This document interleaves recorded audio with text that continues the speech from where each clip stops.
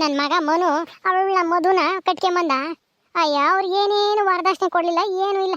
ಸುಮ್ಮನೆ ಮದುವೆ ಆಗಿ ಬಂದ. ಅವಳಿಂದ ಒಂದು ಪೈಸಾನು ಉಪಯೋಗ ಇಲ್ಲ. ಈ ನಂದಿನಿಗಾದ್ರೂ ಸರಿಯಾಗಿ ಬುದ್ಧಿ ಕಲಿಸ್ತಾಳೆ ಅಂತ ಅಂದ್ಕೊಂಡೆ, ಅದು ಮಾಡೋಕ್ಕಾಗಲಿಲ್ಲ ಅವಳಿಗೆ. ಸುಮ್ಮನೆ ತಿಂದು ಮನೆ ಕುಕ್ಕೊಂಡಿರ್ತಾಳೆ. ಹೋಗತ್ತ. ನನಗಂತೂ ಇವರಿಬ್ಬರಿಂದ ನೆಮ್ಮದಿನೇ ಇಲ್ಲ. ರಮ್ಯ ಎಲ್ಗೋದ್ಲ ಏನೋ, ಎಲ್ಲ ಪರೀಕ್ಷೆ ಎಲ್ಲ ಮುಗಿದ್ವು ಅಂದ್ಲು. ಈಗಲೂ ಎಲ್ಗೋ ಹೋಗಿ ಬರ್ತೀನಿ ಅಂತ ಹೋಗ್ತಾಳೆ. ಅದೆಲ್ಲಿಗೆ ಹೋಗ್ತಾಳೋ ಏನು ಕಚ್ಚೆ ಒಂದೂ ಗೊತ್ತಾಗಲ್ಲ. ಮನುಗಾದ್ರೂ ಇಂಥವನ್ನ ತಂದು ಮದುವೆ ಮಾಡ್ಕೊಂಡ್ವಿ. ನಮ್ಮ ರಮ್ಯನ್ಗೆ ದೊಡ್ಡ ಮನೆ, ಸಾಹುಕಾರ ಮನೆಗೆ ಮದುವೆ ಮಾಡ್ಕೊಡ್ಬೇಕು. ಏನು ಮಾಡೋದು ಅದಕ್ಕೆ? ಏನಾದರೂ ಮಾಡಿ ಒಟ್ಟಿನಲ್ಲಿ ಸಾಹುಕಾರ ಮನೆಗೇನೆ ನಮ್ಮ ರಮ್ಯನ ಮದುವೆ ಮಾಡಿಕೊಡ್ಲೇಬೇಕು. ನಂದಿನೀರ ಅವ್ರ ಅಪ್ಪಯ್ಯ ಐದಾರಲ್ಲ, ಆ ಥರ ಮನೆ ಕಟ್ಸಿರ್ಬೇಕು, ಹೊಸ ಮನೇನ. ಶ್ರೀಮಂತರಾಗಿರ್ಬೇಕು. ನನ್ನ ಮಗಳಿಗೆ ಅಲ್ಲಿ ಯಾವ ಕಷ್ಟನೂ ಇಲ್ದಂಗೆ ಮಹಾರಾಣಿ ಥರ ನೋಡ್ಕೋಬೇಕು ಅಲ್ಲಿ ಅವ್ರ ಮನೆಯವರೆಲ್ಲರೂ. ಆ ಥರ ಮನೆ ಕೊಡಬೇಕು. ಆವಾಗಲೇ ಈ ನಂದಿನಿಗೆ ಹೊಟ್ಟೆ ಉರ್ಸಕ್ಕಾಗೋದು. ಓ ಜಯಮ್ಮ, ಬಾರೆ ಜಯಮ್ಮ. ಇಷ್ಟೊತ್ತು ನಾನು ನಿನ್ನ ಬಗ್ಗೆನೇ ನೆನೆಸ್ಕೊಂತಿದ್ದೆ. ನಮ್ಮ ಜಯಮ್ಮ ತುಂಬ ಒಳ್ಳೆಯವಳು. ಕಷ್ಟ ಅಂತಂದ್ರೆ ಅಯ್ಯೋ ಅಂತಾಳೆ ಅಂತನ ನಿನ್ನೇ ನೆನೆಸ್ಕೊಂಡು ಕುಕ್ಕೊಂಡಿದ್ದೆ. ಅಷ್ಟರೊಳಗೆ ನೀನೇ ಬಂದೆ ನೋಡು. ಈಗ 100 ವರ್ಷ ಆಯಸ್ಸು. ಬಾ ಬಾ. ಇದೇನಪ್ಪ ಇದು? ಬರ್ತಿದ್ದಂಗೆ ಹಿಂಗೆ ಹೊಗಳ್ತಾ ಇದ್ದಾಳೆ. ನಾನು ಮೊನ್ನೆ ಸಂಘ ಕಟ್ಟಿದ್ನಲ್ಲ ದುಡ್ಡ, ಆ ದುಡ್ಡು ಇಸ್ಕೊಂಡು ಹೋಗೋಣ ಬೈದು ಅಂತ ಬಂದೆ.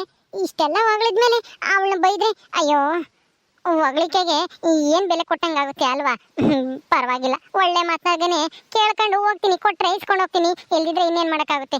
ಮುಂದಿನ ವಾರ ಸಂಘಕ್ಕಾದ್ರೂ ಕಟ್ತಾಳೆ. ಲೇ ಜಯಮ್ಮ, ನೀನು ದುಡ್ಡು ಕೇಳಕ್ಕೆ ಬಂದಿದ್ಯಾ ಅಂತ ನನಗೆ ಚೆನ್ನಾಗಿ ಗೊತ್ತು. ಅದಕ್ಕೇನೆ ಈ ಥರ ಹೇಳಿದ್ದು. ಜಯಮ್ಮ ಜಯಮ್ಮ, ಏನು ಯೋಚನೆ ಮಾಡ್ತಾ ಇದೆಯಾ? ಬಾರೆ, ನಿನ್ನಂತ ಅವರು ನಮ್ಮ ಮನೆಗೆ ಬರೋದೇ ನಮ್ಮ ಪುಣ್ಯ. ಬಾ, ಯಾಕಲ್ಲೇ ನಿಂತ್ಕೊಂಡಿದ್ಯಾ? ಕೂತ್ಕೊಳ್ಳೆ ಜಯಮ್ಮ, ಕೂತ್ಕೊ ಮಾತಾಡೋಣ. ತಿಂಡಿ ತಿಂತೀಯೇನು? ಅಯ್ಯೋ ಏನು ಬೇಡ ಕಣೆ, ಈಗಿನ ತಿಂಡಿ ತಿನ್ಕೊಂಡೆ ಬಂದೆ. ಅದು ದುಡ್ಡು ಕೇಳಕ್ಕೇನು ಬರಲಿಲ್ಲ, ಸುಮ್ಮನೆ ಈ ಕಡೆ ಬಂದೆ ಮಾತಾಡ್ಸ್ಕೊಂಡು ಹಂಗೆ ದುಡ್ಡೇನಾದರೂ ಇದ್ರೆ ಕೊಟ್ಟರೆ ಇಸ್ಕೊಂಡು ಹೋಗೋಣ ಅಂತ ಬಂದೆ ಕಣೆ ರಾಜಮ್ಮ.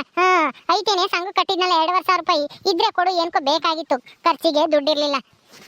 ಅಯ್ಯೋ ಇತ್ತು ಕಣೆ ಜಯಮ್ಮ, ಏನು ಮಾಡೋದು? ಅದು ಸಂಕ್ರಾಂತಿ ಹಬ್ಬ ಅಲ್ವಾ, ನನ್ನ ಮಗಳು ಏನೋ ತಗೋಬೇಕು ಅಂತ ಹೇಳಿ ಇಸ್ಕೊಂಡೋದ್ಲು. ನಿನಗೆ ಕೊಡೋಣ ಅಂತ ಇಟ್ಕೊಂಡಿದ್ದೆ.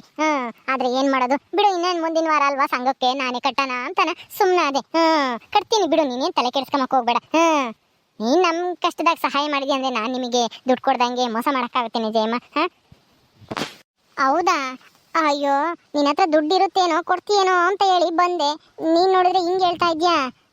ಹೋಗ್ಲಿ ಬಿಡು, ಮುಂದಿನ ವಾರ ಸಂಘಕ್ಕೆ ತಪ್ಪದೆ ನೀನೇ ಕಟ್ಟಬೇಕು. ನಾನು ಕೊಟ್ಟಲ್ಲ ತಿರ್ಗಾ ಆಮೇಲೆ ಅಲ್ಲಿ ಎಲ್ಲರ ಎದುರಿಗೂ ತಿರ್ಗಾ ನನ್ನ ಬೈಸಂಗೆ ಮಾಡಬೇಡ ಸರ್ ಹತ್ರ.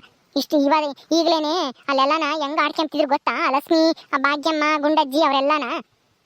ಮುಂದಿನ ವಾರನೂ ನೀನು ಹಂಗೆ ಮಾಡಿಬಿಡ್ಬೇಡ. ನಾನೇನಿಲ್ಲ, ಸುಮ್ಮನಿರೋದಿಲ್ಲ. ಅವ್ರು ಬಿಡಿ, ಎಲ್ಲದಕ್ಕೂ ಆಡ್ಕೊಂತಿರ್ತಾಳ ಲಕ್ಷ್ಮಿ, ಭಾರಿ ಇದ್ದಾಳೆ. ನಾನೇ ಎಲ್ಲ ತಿಳ್ಕೊಂಡಿರೋಳು ಅಮ್ಮಂಗೆ ಬಿಲ್ಡಪ್ ಕೊಡ್ತಾಳೆ ಅವಳು. ಅವಳ ತಗೆ ಯಾತಂದ್ರೆ ಯಾತೂ ಇಲ್ಲ. ಸುಮ್ಮನಿರು, ಅವ್ರ ಬಗ್ಗೆ ತಲೆ ಕೆಡಿಸ್ಕೊಂಬಕ್ಕೆ ಹೋಗ್ಬೇಡ. ನನ್ನ ತಗೆ ದುಡ್ಡು ಐತೆ, ಕೊಡ್ತೀನಿ, ನೀನೇನು ತಲೆ ಕೆಡಿಸ್ಕೊಂಬಕ್ಕೆ ಹೋಗ್ಬೇಡ. ಯಾಕೆ ಆಡ್ಕೊಂತಾರೆ? ನಾನಿದ್ದೀನಲ್ಲ, ಏನಾನ ಆಡ್ಕೊಂಡ್ರೆ ಏನಿಲ್ಲ, ಮಕ್ಕೂಗಿತೀನಿ ಅವ್ರಿಗೆ ಸರಿಯಾಗಿ. ಸರಿ ಸರಿ ಆಯ್ತು ಬಿಡು, ಹೋಗ್ಲಿ. ನಾನು ಏನೋ ಒಂದು ಹೇಳ್ತೀನಿ, ಒಂದು ಸ್ವಲ್ಪ ಸಹಾಯ ಮಾಡ್ತೀಯ ನನಗೆ?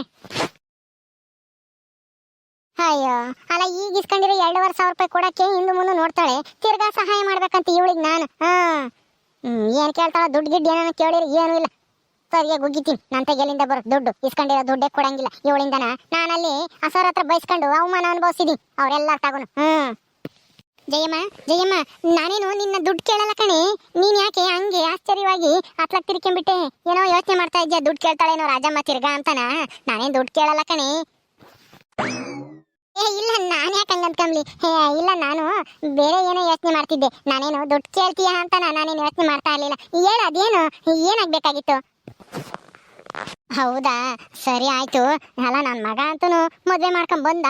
ಅವಳು ತವ್ರ ಮನೆ ಹೆಂಗೈತೆ ಏನೋ ಅಂತಾನು ನೋಡಿಲ್ಲ, ಯಾತು ವರದಕ್ಷಿಣೆನೂ ತಂಗ್ಲಿಲ್ಲ, ಒಡವೆ ಗಿಡವೆನೂ ತಂದಿರಂಗೆ ಕಾಣಲ್ಲ. ಅದಕ್ಕೇನೆ ಹೋಗ್ಲಿ ಬಿಡತ್ತ, ಇನ್ನೇನು ಮಾಡೋಕ್ಕಾಗುತ್ತೆ ಅಂತ ಮದುವೆ ಆಗಿ ಬಂದಿದ್ದಾನೆ ಅಂತನ ನಾನು ಒಳಗೆ ಬಿಡ್ಕೊಂಡೆ ಅವರಿಬ್ರು. ಈಗ ಏನು ಮಾಡೋದು?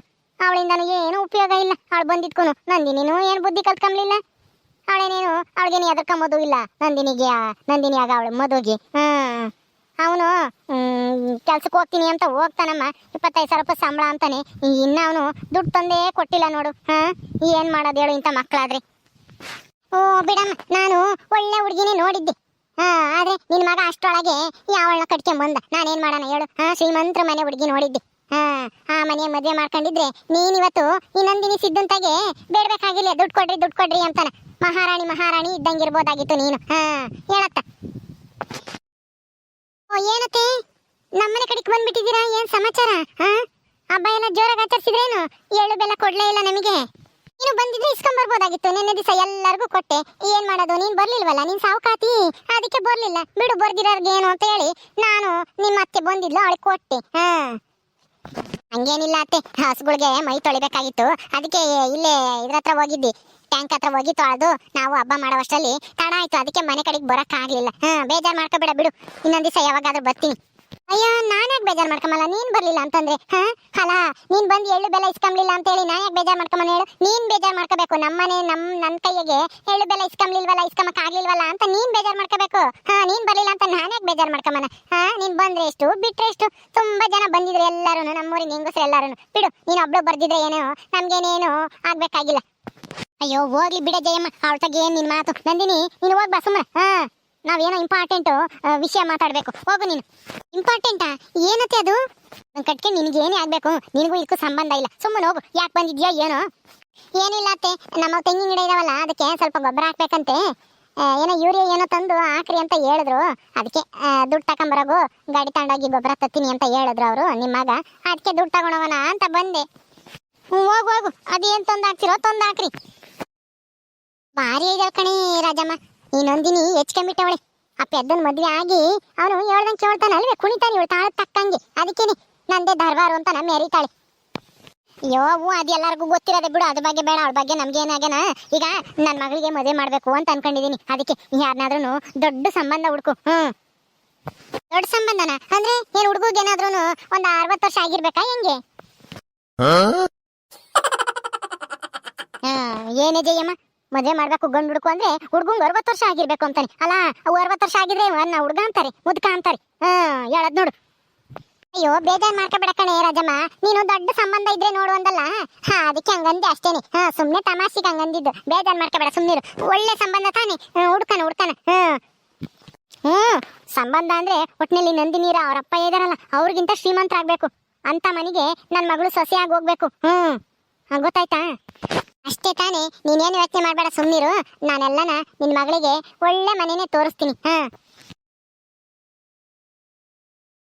ಅಷ್ಟು ಮಾಡು ಪುಣ್ಯ ಕಟ್ಕೊಳ್ಳೆ ಜಯಮ್ಮ. ನನ್ನ ಮಗಳು ಶ್ರೀಮಂತರ ಮನೆಗೆ ಸೊಸೆಯಾಗಿ ಹೋಗ್ಬೇಕು. ಈ ನಂದಿನಿ ತರ ಶ್ರೀಮಂತರ ಮನೆಯಿಂದ ಬಡವ್ರ ಮನೆಗೆ ಸೊಸೆಯಾಗಿ ಬರೋದಲ್ಲ, ಬಡವ್ರ ಮನೆ ಮಗಳು ಶ್ರೀಮಂತರ ಮನೆಗೆ ಸೊಸೆ ಆಗೋದೇ ಮುಖ್ಯ. ಏನತ್ತೆ ರಮ್ಮಿನ್ ಮದ್ವೆ ಮಾಡ್ತಾ ಇದ್ದೀರಾ? ಹೂ ಕಣೆ, ನಿನ್ನಂಗಲ್ಲ. ನನ್ನ ಮಗಳು ಓದಿದಾಳಲ್ಲ, ಅದಕ್ಕೆ ತಕ್ಕಂಗೆ ದೊಡ್ಡ ಕೆಲಸದಾಗಿರೋರ್ನ ಜಾಸ್ತಿ ಸಂಬಳ ತಗೊಳ್ಳೋರು, ಆಮೇಲೆ ದೊಡ್ಡ ಮನೆ ಕಟ್ಸಿರ್ಬೇಕು ಅಂತ ಮನೆಗೆ ನನ್ನ ಮಗಳನ್ನ ಕೊಡೋದು. ಅದಕ್ಕೆ ನಿಮ್ಮ ಅತ್ತಿಗೆ ಹೇಳ್ತಾ ಇದ್ದೆ, ಎಲ್ಲ ಗಂಡಿದ್ರೆ ಹುಡ್ಕಮ್ಮ, ಒಳ್ಳೆ ಸಂಬಂಧ, ಶ್ರೀಮಂತರ ಮನೆ ಸಂಬಂಧ ಹುಡ್ಕು ಅಂತನ ಹೇಳ್ತಾ ಇದ್ದೆ. ಅಯ್ಯೋ ಅತ್ತೆ, ಶ್ರೀಮಂತರ ಮನೆ ಸಂಬಂಧಕ್ಕಿನ್ನ ಹುಡ್ಗ ಹೆಂಗಿದಾನೆ, ಹುಡ್ಗ ಒಳ್ಳೆನಾಗಿರ್ಬೇಕು ಅಂತ ಸಂಬಂಧ ಹುಡುಕ್ರಿ. ಸುಮ್ನೆ ಶ್ರೀಮಂತರ ಮನೆ ಸಂಬಂಧಕ್ಕೆ ಬಿದ್ದು ಆಮೇಲೆ ಅವಳ ಜೀವನ ಹಾಳು ಮಾಡ್ಬೇಡ್ರಿ. ಮೊದ್ಲು ಎಲ್ಲದಕ್ಕಿಂತ ಮೊದ್ಲು ಗಂಡು ಹುಡ್ಕಕ್ಕೂ ಮೊದ್ಲು ಅವಳಿಗೆ ಇಷ್ಟನಾ ಅಂತ ಹೇಳಿ ಮೊದ್ಲು ತಿಳ್ಕೊಳ್ಳಿ, ಆಮೇಲೆ ಮದ್ವೆ ಕೆಲಸ ಶುರು ಮಾಡಿರಂತೆ. ಅಯ್ಯೋ ನೀನೇನು ಹೇಳೋದು ನಮ್ಮ ರಮ್ಮಿಂಗೆ?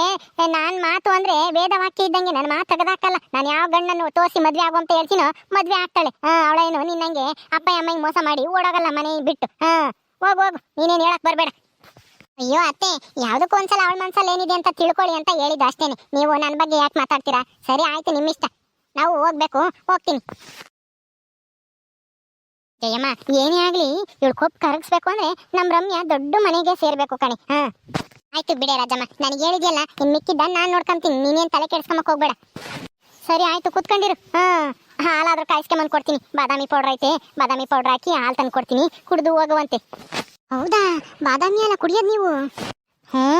ನಾವಲ್ಲ, ನಂದಿನೀನು ಅವಳ ಗಂಡ ಸಿದ್ಧ ಇದ್ದಾನಲ್ಲ, ಅವನು ಏನೋ ಬಿಸ್ಲಾಗ ಕೆಲಸ ಮಾಡ್ತಾನಂತೆ ಗಂಡ. ಅದಕ್ಕೆ ಬಾದಾಮಿ ಹಾಲು ಕುಡ್ದು ಚೆನ್ನಾಗಿರ್ಲಿ, ಟೀ ಕಾಫಿ ಕುಡಿದ್ರೆ ಗ್ಯಾಸ್ಟ್ರಿಕ್ ಅದು ಇದು ಅಂತನ ಹಾಲು ಕಾಸು ಕೊಡ್ತಾಳೆ. ಬಾದಾಮಿ ಪೌಡರ್ನು ತಂದಿಕ್ಕೊಂಡೆ ಅವಳೆ. ಹೌದೇನಿ, ಪರವಾಗಿಲ್ಲ. ಹಸುಗಳ್ಕಾದ್ರೂ ಚೆನ್ನಾಗಿ ಇದಾರೆ ಗಂಡ ಹೆಂಡತಿ. ನಾನು 2 ಹಸ ತಂದಿದ್ದೀನಿ. ನಾನು ದಿನ ಹಾಲು ಹಾಕ್ತಾ ಇದ್ದೀನಿ, ಬೆಳಗ್ಗೆ ಸಾಯಂಕಾಲ. ನನ್ನ ಗಂಡ ಹೊಡ್ಕೊಂಡು ಹೋಗ್ಯಾರ ಇವಾಗ ಹೊಲ್ದಕ್ಕೆ. ಸರಿ, ಇನ್ನ 4 ಹಸ ತಗೊಂಡು ಚೆನ್ನಾಗಿ ಅವ್ರಿಗಿನ್ನ ಜಾಸ್ತಿ ಹಾಲು ಹಾಕಿ ನೀವೇ ಪ್ರೈಸ್ ತಗೊಳ್ರಿ ಮುಂದಿನ ವರ್ಷಕ್ಕೆ. ಇರು, ಕಾಸ್ಕೊಬತ್ತೀನಿ ಹಾಲು.